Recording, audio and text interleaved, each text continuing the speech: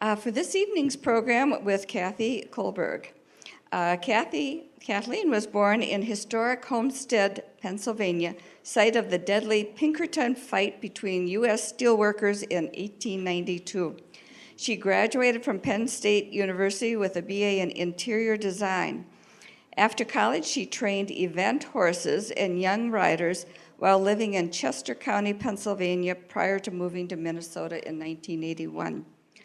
Always fascinated by history, she bought about a 100-year-old home with her husband and began the years-long research project that would give her a new career as a local historian, writer, and house detective.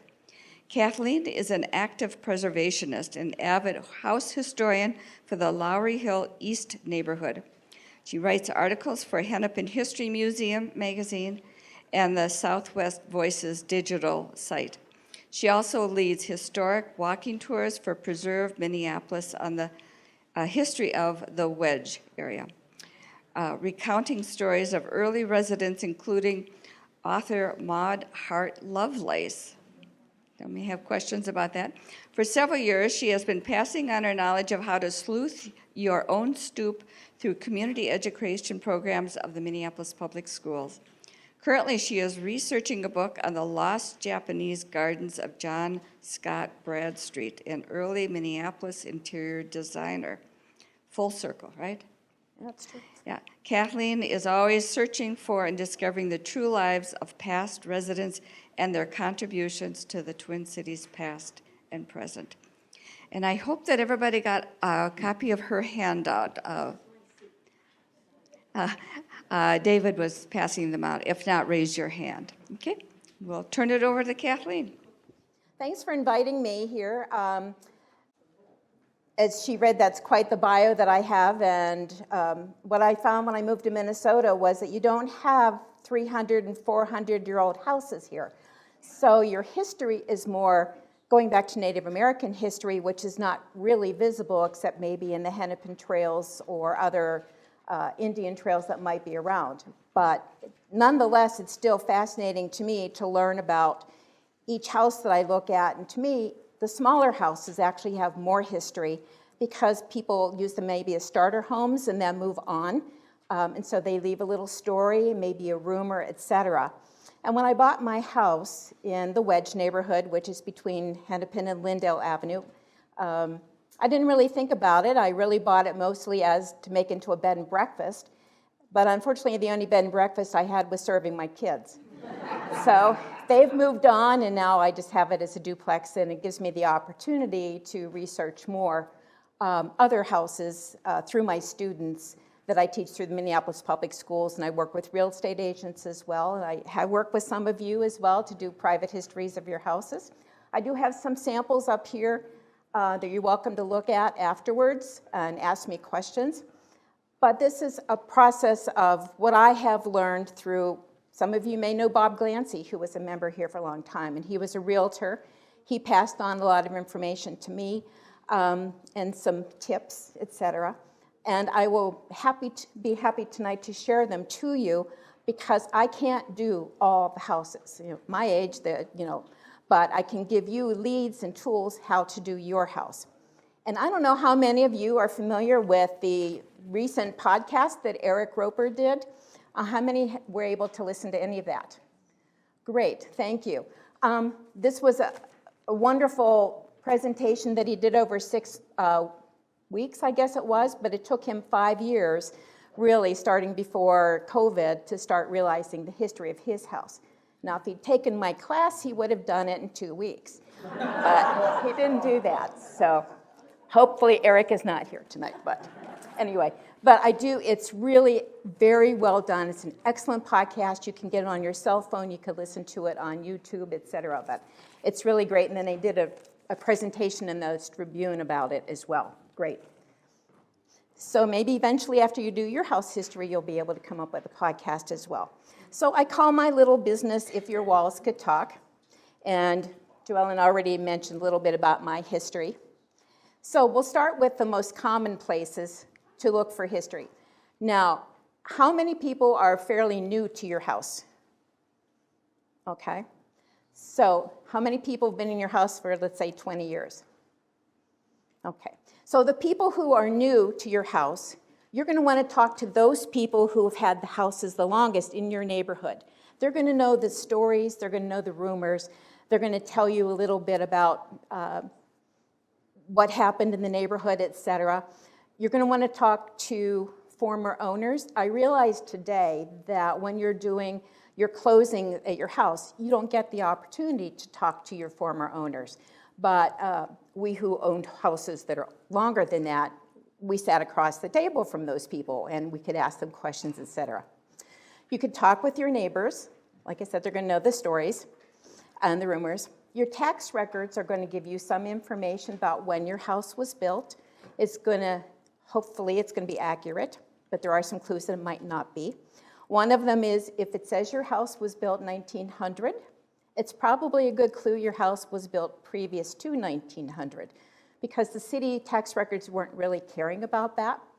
We did require in the city of Minneapolis building permits starting with 1884. So if you were in the city proper, you can actually pull most of those building permits and see who was the owner. Was there an architect? How much did it cost? Where was it to be built? And it'll give you some information about that. And every place that I talk about is public information. It's nothing secret that I've learned and secret places to go. It's just public information, but it gives you a good place to get started on. Your tax records will also tell you that you live in a certain development, like you live in Calhoun Park, or you live in Washburn Park. You're in Block 3 on Lot 11. That's going to be important information for you to research as well going forward. And if you were lucky enough, us older people, we got an abstract that came with our property. And if we had an older house, it might actually be handwritten in cursive, which I know younger people can't read today. So it's another reason for you to talk to your neighbors who have lived there longer, because they can read cursive. So they can help you out. But these abstracts will give you maps. They will give you, anytime there was a transaction that took place on your property, when the taxes were paid. But it doesn't necessarily tell you when the house was built. Just that all of a sudden the taxes jumped up because now they're assessing the property value, et cetera. But you might find some interesting names in there that will give you a good starting point to look up. At the county, they keep all the records, and they've kept all the records going back to when we were basically 1860, when we started this. I know the state was 1858, but the county will keep records from going back that far. You will have the building permits.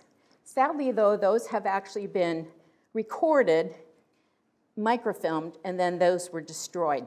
If you live in St. Paul, though, you can go to St. Paul and you can actually pull the real building permit. It will tell you the different, they use X amount of bricks, they use 2x4s, they use blah, blah, blah. So really a lot more detail you can get in St. Paul at the Ramsey County if you live there. Your local libraries are going to have a wealth of information as well, some of which is digitized and some of which is not. We are blessed to have Hennepin County Special Collections because they have taken grants to digitize just about everything they can get their hands on. It's Ted in the room today. I don't see him out there, but Ted Hathaway has, every day I look online and there's a new collection, there's new pictures, so it's not something that's static. You have to kind of keep looking at it. But we are truly blessed. You can also go to the library and have access to Ancestry.com and newspapers.com without having to pay for it yourself. And you can go to Hennepin History Museum, which also is over by Mia on 3rd and 22nd. Yeah, there's a detour now, you have to get there. But it's open and they have archives as well. And one of the things you can pull there are the city directories, you can pull plat maps. They have pictures from Bob Glancy, for example, his real estate transactions, but they haven't had the sources and the resources to digitize everything. So there you physically have to go.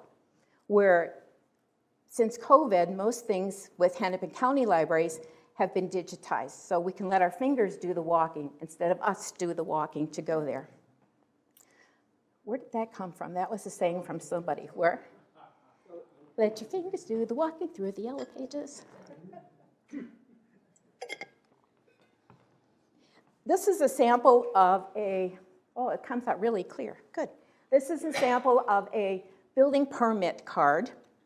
And what's nice about this is that they kept all of these downtown at the special library. Collections is on the 4th floor. But they've now digitized them through something called Dashboard, which has just come up in the last 2 years.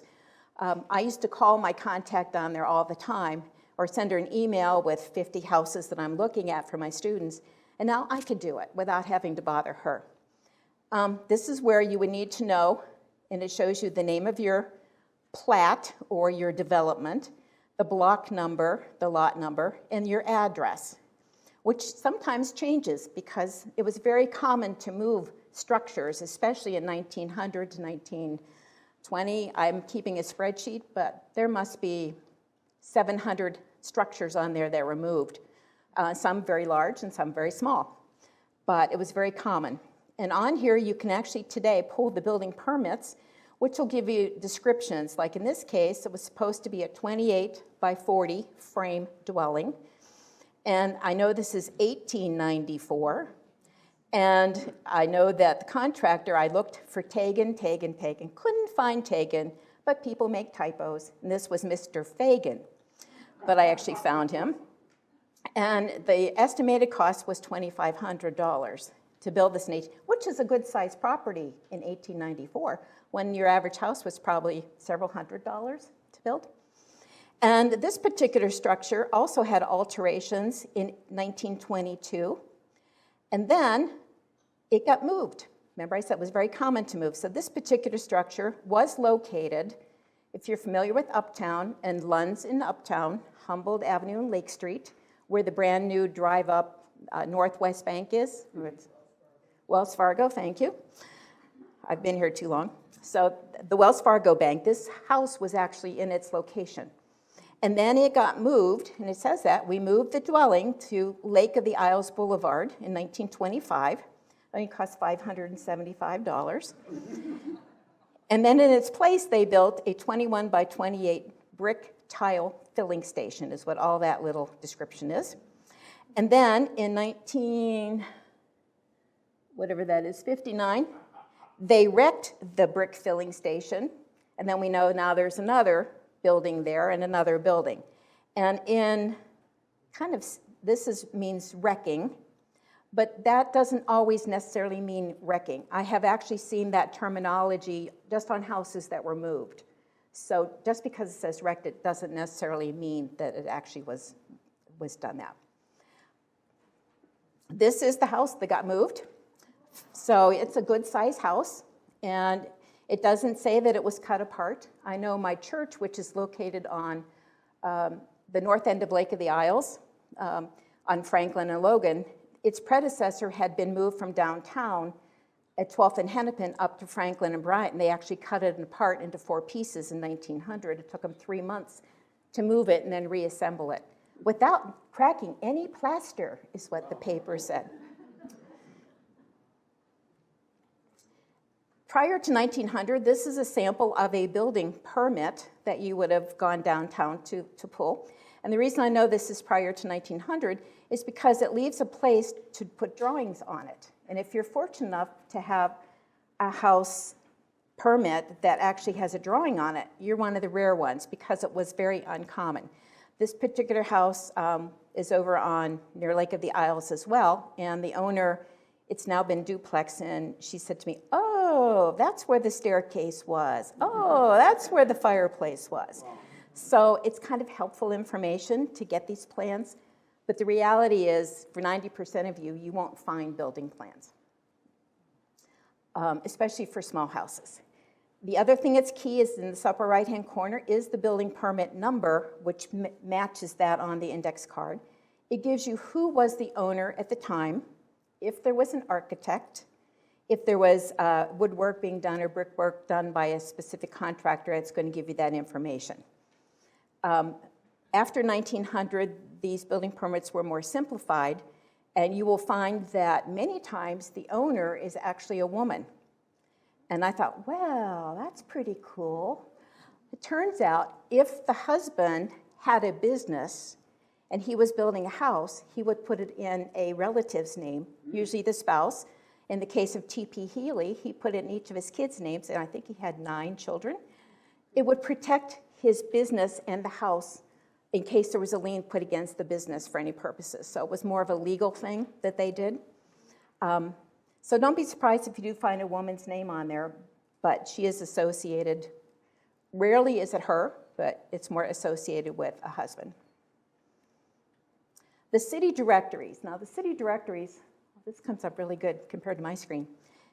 Everybody had to know in a town where you lived. If you were going to find somebody, you needed to know what street they were on, or in some cases, they lived in the rear of a dwelling, or behind, or upstairs, or wherever. And so these city directories are put together. Even going back, I know I've looked at ones like in Boston from 1700, 1770s, 1790s. So every city had to know where people lived. And what was wonderful about these directories that are now online, but also you can look at them down in Hennepin history and actually touch them, is that they give the information about the person who lived there. And like in the case of what I've highlighted here, it's a woman, and in parentheses it says she's the widow of. So it gives you 2 pieces of information. It gives you who she was, gives you, in this case, her husband's name, so you can look him up if you decide to go into Ancestry.com or you want to look further in the papers. And in this case, it says that she's a boarder at a household, and it gives the address. It also gives, if it's a person who's employed, it gives their place of work and what they did. So it might say they're a clerk. Down here, Mr. James Harper is a president of a company, and it's a lumber company, and he now lives in Chicago. So it gives you that information. If a person has died since the last city directory, which is yearly, it might even give the death date.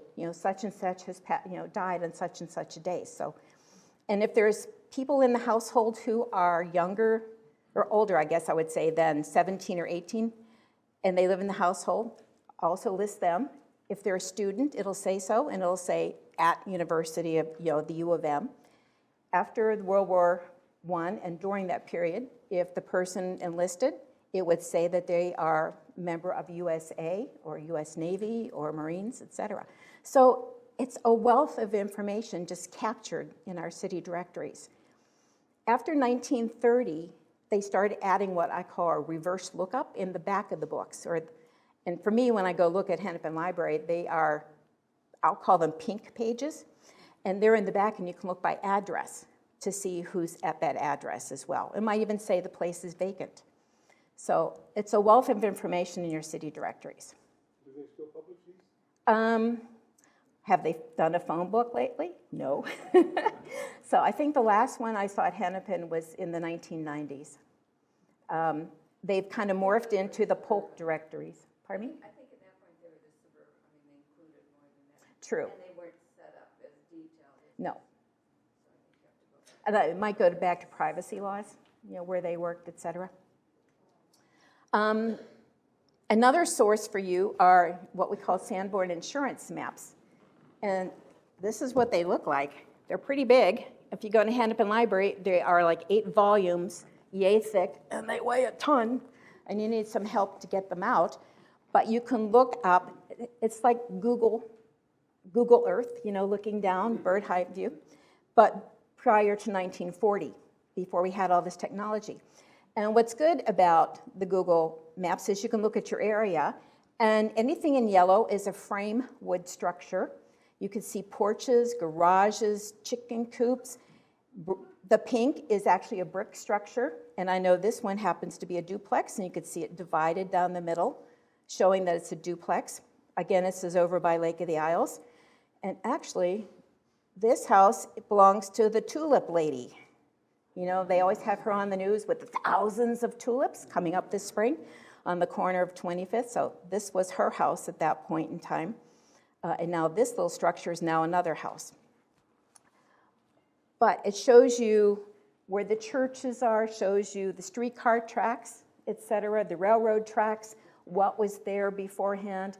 Most people are going to live close to where they work, or where they go to school, where they go to church, and they had access by way of the streetcars. We know how important the streetcars in the Twin Cities was through the 1950s, and you didn't have to have a car. So you could actually see that this is where they lived, and they did most of their 90% of what they were doing, as opposed to going downtown to go shopping, etc. You can actually purchase. There's a lady at the Missouri Mouse in St. Paul. That's an antique store. And she has these for purchase. You can pick up, your neighborhood if you wanted to and frame it. Plat maps are the developer's goal. They say, I'm going to develop this land and I'm going to make so many lots and I'm going to sell them and make buku bucks. And these are an example. I wanted to show this in particular because it's, Willis and Baker Road out in Wayzata area, Minnetonka. And this is clearly two types of plats side by side that were being developed in 1888 by this farmer and in 1890 by this farmer. And you'll see two distinct styles. And this one is more what we're familiar with. It's the grid pattern. You're going to have X amount of lots on the block. You're going to maximize. This particular farmer, when he platted it, you notice he named his own streets, and he named them for his kids because we have Mabel, Vernon, Bell, Bertha Street, etc. So he clearly was going to give homage to his kids for selling out their inheritance. And then over here, we had, this one was developed by Hannah Johnson, and it's almost what we see today in modern developments, and this was over 150 years ago. And she's setting it up. And at this period in time, we also had the park board and was meeting with the city to come up with the grand rounds in our park system. And one of the philosophies for the people they hired from out east, Cleveland and Loring, et cetera, was to follow the contour of the land. Don't just do a straight grid system, have it follow so it's more pleasing to the eye and your lots are better. And so you can see that this is kind of the pattern that's happening with this particular developer over here, who happened to be Willis Baker, because I can never find a Willis Stone, and I wondered, why is it called? Who is this? And Baker's son actually had a greenhouse at the corner of Lake Street and DuPont, where Lagoon Avenue now cuts off in Uptown. And he also was a landscaper, and he did the landscape property for what we call the Peekaboo House, the Purcell Cuts house that's over on Lake Place. And so he had a greenhouse and a lot of greenhouses actually right there at DuPont. So he's part of this plan as well. Does anybody know what happened in 1893? The panic, yes. So we lived through 2008 with the banks failing and foreclosures, et cetera. In 1893, that happened nationally across just as well. And all those investors who were investing in property here, which was a lot of them, they vacated them. They decided not to pursue them, and they needed to hold their money close to themselves. And so these two plats were vacated and something else came along. So you might find that when you look at your plat, that there might have been addition 1, and then there might be a subdivision of maybe a bigger property where your house is. And so you might have to look at several of those plats to see how it developed over time. The newspapers. The newspapers of the day was the Facebook of the day, up until the 2000, et cetera. So everything was in the paper. The papers were published twice a day. There was multiple papers. Who's who was in there. The society papers listed who was getting married, buried, how they entertained, what kind of games they were playing at home, and they'd have parties. And it was also a place where you can find photographs of people who might have lived in your house. And it was very common to get married at home as well as get buried from home. Unless you were a society big maven, you might go to a church and get married. You'd get married during the week as well. And the description would be, so-and-so is wearing a white dress coming down the staircase in your house. She's getting married in front of the fireplace, which has been decorated with tulips and smilax, and 80 guests have been invited. You think, how could they fit in my little living room? But you can read the newspapers and it will give you descriptions of that, which is really very cool. This particular person happened to be, I was also near Lake of the Owls, and I found out that she was getting engaged to Morris T. Baker. Well, you know that Baker Road? There's a park in western Hennepin County called Morris Baker Park. Her family, after she got married, bought that farm, and then eventually they donated it to the park board system, which is why it has that name. But I didn't know that at the time. Of course, there are, the elephant in the room are the racial covenants. Does anybody know if you have covenants on your deeds right now?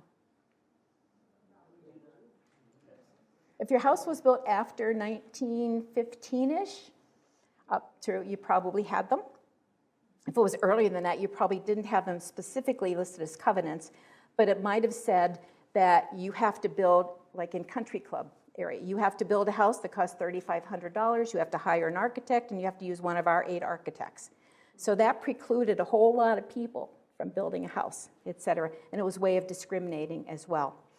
And I don't know if we've had Kirsten or Penny talk about this here, about those covenants. They have now been null and void, and you can get them expunged from your deed if you wish. Some people choose to keep them on to show this was history, this did happen to my house. So it's kind of up to you, but obviously we don't have to honor them. But you can actually, Kirsten developed software that she's now sold to all the different cities around the country, and so this Mapping Prejudice project has actually gone national and is very worthwhile.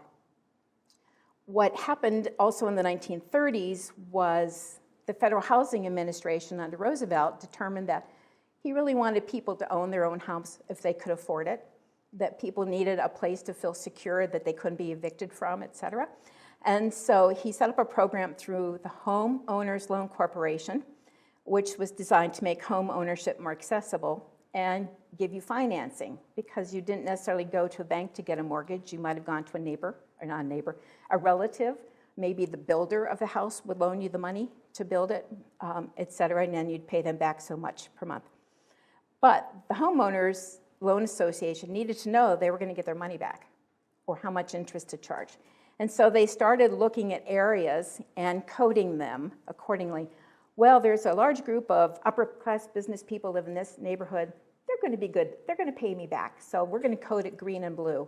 And then as we got to the next group of people, well, maybe we'll code them yellow. And then definitely if you were red, we're not going to give you a loan. And so this is a map that Kirsten and her group had put together from 1940, and you could pull this up. And as you pull up the area, it starts populating wherever the deed was recorded that might have a covenant on it. And you could see, oh, you're where we are right now, good to go. We're going to give you a great loan, you know, great price. But you also notice that we have this 35W corridor now, and we have the Minnehaha corridor, and the 94 corridor going through here. And of course, this is a big topic right now as to what do we want to do with the Rondo neighborhood? What do we want to do with reestablishing payments to people who lost their homes, et cetera? And Eric also talks about that in his podcast about what happened with the families in Kingfield neighborhood, for example, who were booted out from their neighborhood. So you can actually go online and you could pull up and see where you are in that population thing. But as I said, every house has great stories, no matter how great or small, and I particularly like the small houses. This was not a small house, but this was the very first ice palace that was built in Minneapolis, in St. Paul in 1886. It's a beautiful picture. You could see how grand it was with the size of the people. And the reason I put this in here is because it was one of those nondescript houses connected to a major event that happened in our history. And it's actually kind of a tragic event because what happened, the ice melted like it does right now today, and this ice palace melted, and there was a lot of trash and treasures. And what do teenage boys like to do? They like to go digging through the trash and the treasures. And one boy had found what they listed in here as a bomb. And it exploded, and it burned him so badly that he died the next day. And I'm not sure that the St. Paul Winter Carnival knows that they actually were connected to a tragedy like this. I haven't actually talked to anybody over there about it, but they never talk about it anyway. What year was this built? 1886. And so it was April of 1887 that this tragedy happened. And what it's connected to, the Malone House in St. Paul again, nondescript farmhouse. You wouldn't think about anything like that.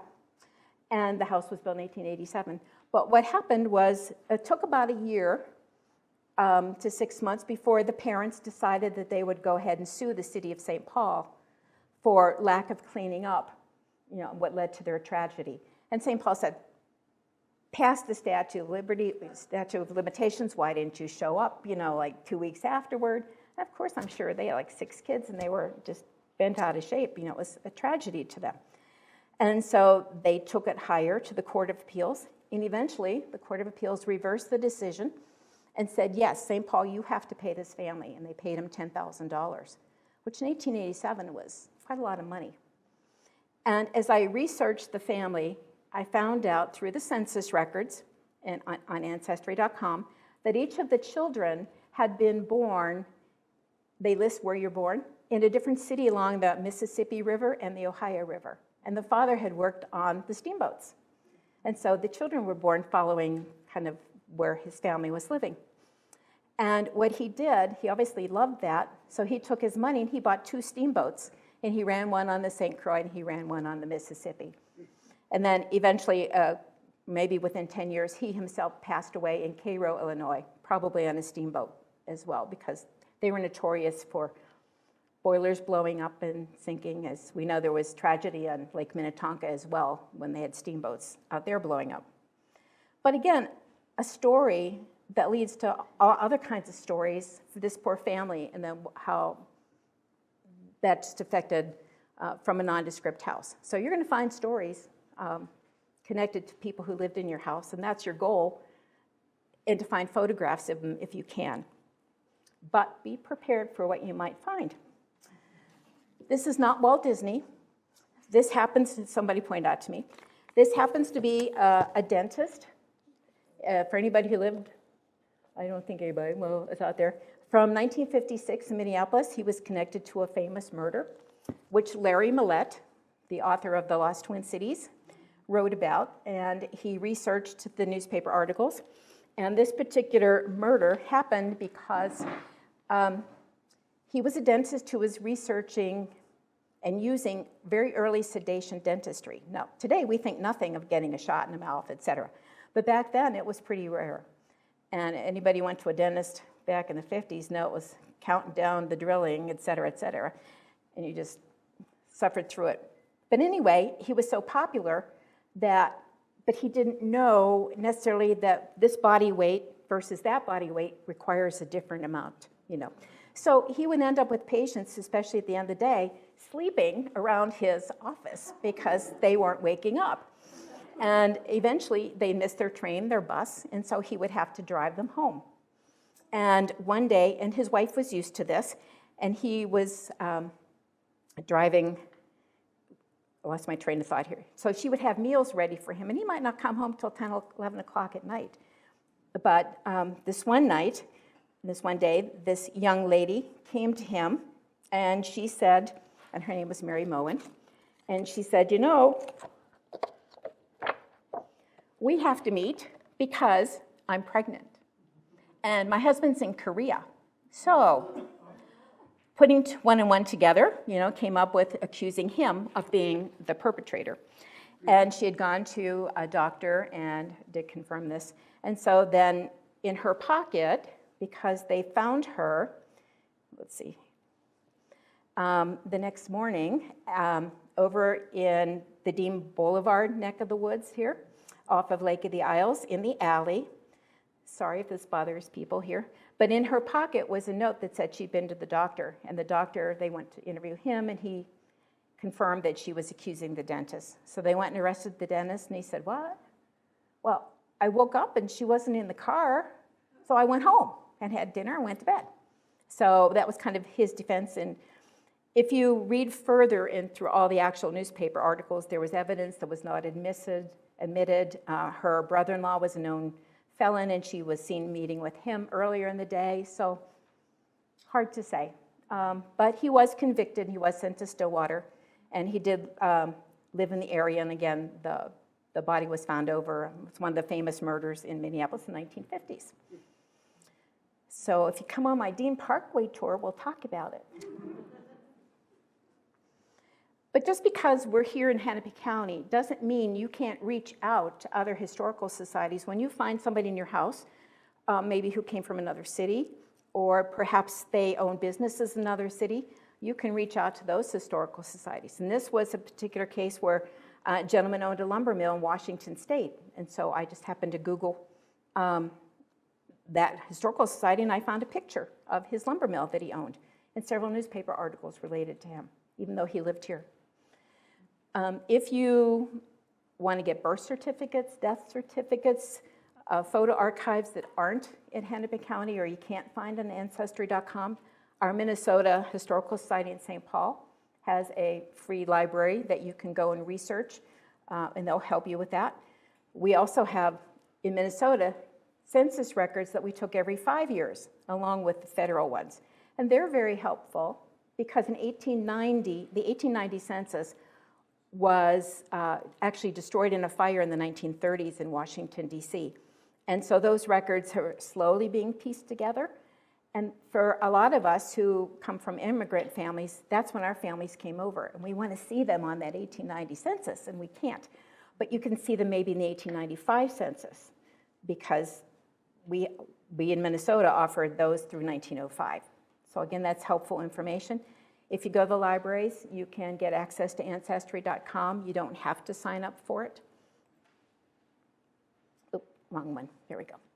If you go to Hennepin History Museum, they haven't digitized much, but they do have photos if your house was for sale. Maybe Bob Glancy has donated his files there. There was the Con for real estate photos. They were big realtors in the 1920s and 30s and took photos. Those have been donated there. And I thought I took this out. They were supposed to be having the 35W photos of when they tore down the houses and moved houses south of Lake Street. But those are still at the, I believe, the transportation department over in St. Paul. They haven't been moved over to Hennepin. But there's much more information that's there that they have in archives that they can actually get for you. Just send them an email or make an appointment to go over there. Again, the census records are very important if you go into detail about who lived in your house. And we started them in 1790. For me, the most, and for genealogists, I think 1900, 1910 is the most telling, because they would never ask questions that they would ask today. And we'll get into that in a second. There's genealogical websites that you could sign up for.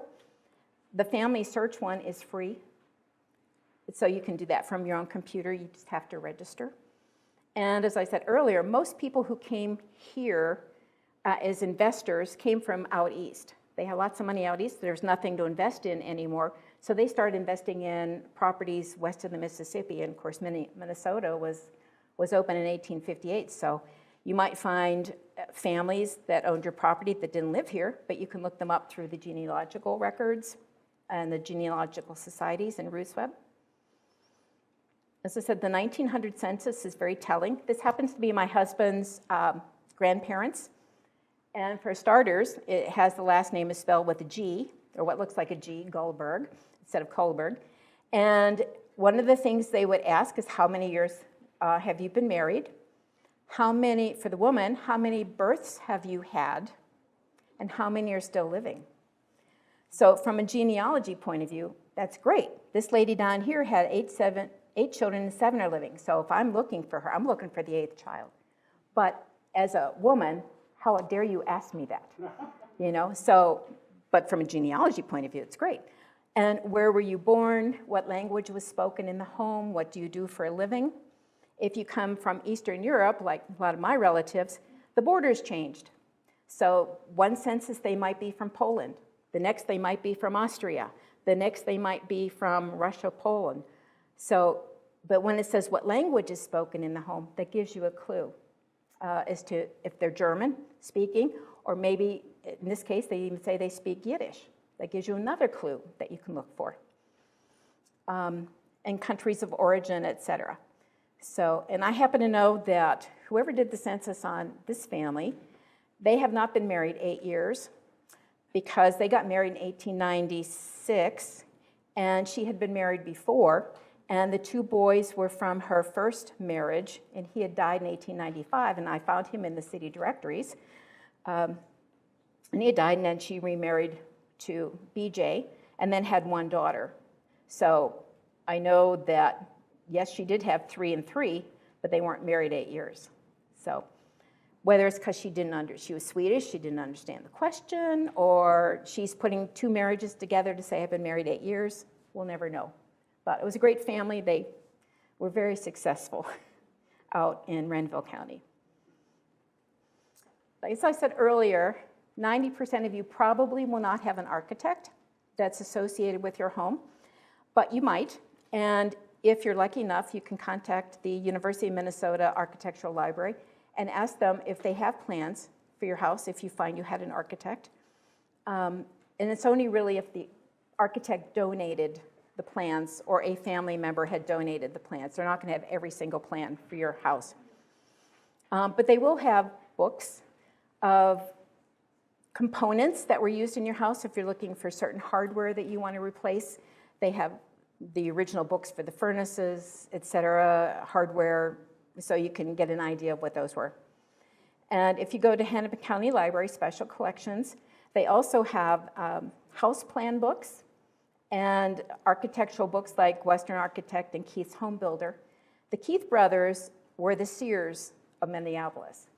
Because you say, my house is a Sears house. No, probably was a Keith Builder's house. And you would buy the plans. Every month they came out with a magazine. You saw plans. You'd pay $10 or $15 and hire day labor to build it. I have a sample of another builder over here. You could buy his plans. If you had a Tudor-type house in this neighborhood, perhaps you might have had a Crone house that you got plans from him, et cetera. These have all been digitized now. So again, you don't have to go down there, but I'm sure Ted would love to see you. This is an example of a house that I was doing that I knew had to have an architect, but it was never listed. Eventually, we found the plans. It listed the architect, but never listed who it built for. So it was a matter of finding 2 pieces of information and marrying them together. And it was actually kind of random that it happened, but it was wonderful because I knew it had to be an architect on that house. Keith's Home Builder, example of they put out plan books every month for about 19 years. They also worked with Thomas Lowry and Edmund Walton in 1905 to have a contest to sell off all the property that he owned because he needed horse property for his horse-drawn streetcars, but electricity came in. He didn't need that anymore.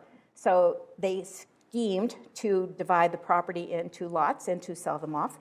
And I do a walking tour of Architect Avenue if you want to know more about this. And if you do come on that, don't tell them who the winner was until we get there. But again, you could buy the plans.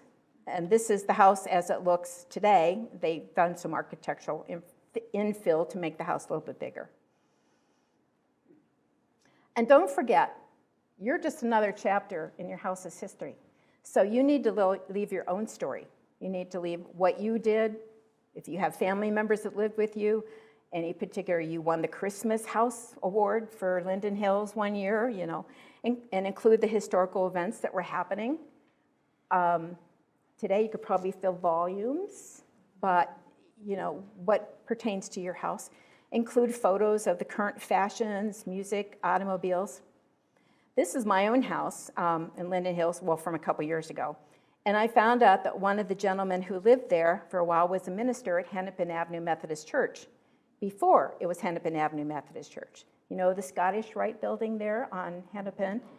That was Fowler Methodist Church. He was a minister there, and he actually hosted Bryan and Wilson during the presidential run-up in the 1900s. Was it 1909, something like that, 1908? And he eventually left Minnesota and he went to Washington, D.C., and he had a Methodist church in Washington, and then he was asked to be the chaplain of the U.S. House of Representatives in 1923, something like that. He was the longest-serving chaplain for the House of Representatives. He served all the way to 1952. So he went through the Depression. He went through Roosevelt. He went through all the bombings of Pearl Harbor in World War II. So he participated, and I had no idea until I started researching who this person was. And he was quite an orator, so I could see that that was an honor for him. Typically, when you get a new session of House of Representatives come in, they vote for their own chaplain, and it changes maybe every 4 years, alternating, Methodist, Presbyterian, Episcopal, Catholic, etc. And he served for 30 plus years as their chaplain. In 1915, this might have been the styles, and why your closets in your house are so small. Because skinny clothes, you only had one good suit, one good dress, and men, if you had a wool suit, you wore it in the summertime too. So, and you can imagine Minnesota with no air conditioning, crazy. If you had a garage, what was the car that was parked in your garage in 1915? So it might be just something that you need to explore more as you leave your own legacy. And so I thank you for listening to me and some of my tips. You have a handout. On there are the same pieces of information, and the best place you're going to get it is to go to the Hennepin County Special Collections, is where you're going to get all this information. And you don't have to be a member of the library, but it tells you on there, their digital collections. As I said, he's digitized everything. Every day there's some new picture, new photographs coming up. And basically you go to this site and you browse digital collections. And I always like to say, go to the guy with in the car. And they're all alphabetized. You can find pictures. You can find the city directories. Here's the city directory. You can find Barbara Flanagan. I know she did stories about families here in Linden Hills. You can find the school directories. If you went to school in Hennepin County, you might find your picture in the yearbook collection. You might find some photographs from the Hennepin History House collection that they have. House plans, here's where you get house plans. So you just use the library to find as much as you can in your spare time, and again, you just do it online. So you can start there, and then if you want to go to Ancestry.com or newspapers.com is where you can enter an address or a name, and you'll get any news articles related to that person or that house. The Tribune digitized all the way as part of their 150 years. They went all the way back and digitized it under their collections. So if you have an online subscription to the Tribune, you actually have access to their entire archive. But also other cities throughout the country have been digitized as well. So these same rules apply to, I did a house in Franklin, Indiana last month. So I found almost everything without having to go there. So it's very helpful. You also, I think, have my phone number and email in case you want to contact me if you have further questions about anything that you want to look up. And I don't know, are we taking questions? Hi. Usually when I've gone on tours of mid-century modern homes, the owner actually has the home's original plans in the house itself. That's fortunate. It's kind of rare, but that's good. That's great. Yeah, because when the house was probably sold by the original owners, they left the plans behind for the next person. What's nice is if they could donate them to the University of Minnesota, who will make a copy, keep the original, and give a copy to them as well, so that the university has records of it as well. Would be nice if they could do that. They don't have to, but it would be a generous thing to do. Yes. I just wanted to suggest another source for finding information about the owners. On findagrave.com, you can look it up, and if they're on there, it may also show their name of their spouse, their parents, their children, and if you're lucky, maybe even a little biography. So, and very likely, at least from around here, a lot of those people are buried in Lakewood. Thank you for that. She suggested that you might also want to go to findagrave.com, which sounds like a strange name, but there's a whole collection of researchers that go to cemeteries, get a list of people, and start finding obituaries and what their stories are and matching them up to those graves. Sometimes it's not always accurate, but like men seem to fudge on their dates on the World War I. Men had to register for the draft. Even if they were 65, they still had to register World War I. And it gave their name, their birth date, where they were born, who's their next of contact kin, where they're employed. And the description on the back was oval face, brown hair, medium build. I mean, it's non-descriptive, but if they had any markings like missing right finger on left hand or something like that might be on there. But men seem to change that birth date. They have the right day, but they change the year.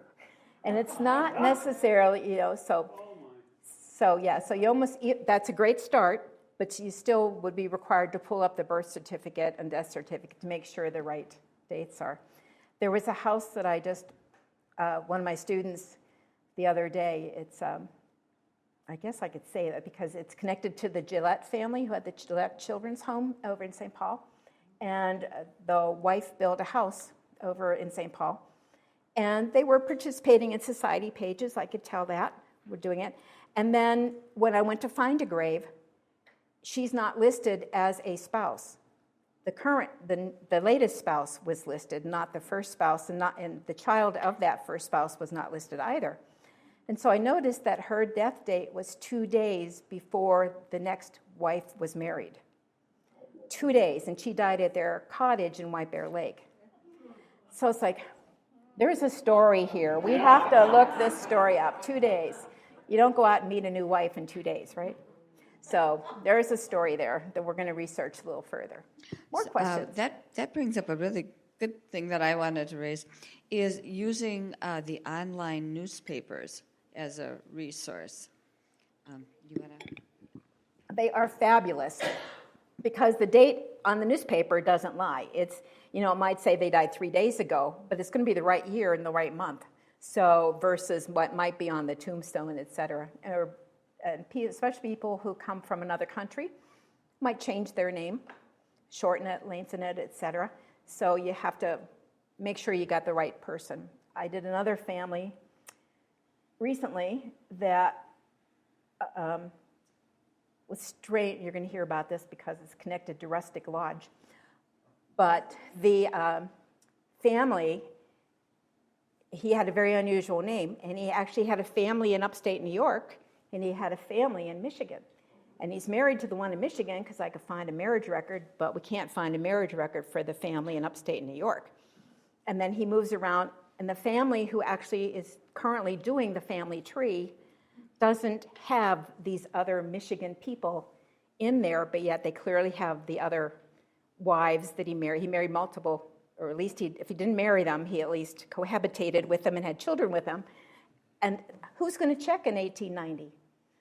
I had another house in Uptown here where he was a jeweler, and he was hanging around with wealthy women and their jewelry, and he would go to California, and he'd have a different name, and he'd marry somebody, take their jewels, and then she'd never see him again. But he had a wife here, and he had a jewelry store over by Lund's, and et cetera. And then he was finally caught in Chicago. A lady walked up to him and said, "You're George King. I know you. You left me at the altar, and you took my jewels." "No, I'm not. My name is," and she had him arrested, and sure enough, found out he was a polygamist. He wasn't just a bigamist. He was everybody. So who's going to check on you before there was digital records? So things you're going to find that you're going to love to tell the stories. Yes? Well, two things. I want to say that I went to Joellen when she was a librarian at the, previously it was called the Minneapolis Public Library, or Central Library downtown. Maybe now it's called the Hennepin County Library. And about my block. We have National Night Out, and my block, I live very close to Turtle Bread on 44th in France. I live on Beard. So we eventually had other parties for our block. It was really great. So one year I wrote down the address of everybody on my block and got some information, especially from the city directory, about who had lived there and what kind of occupation.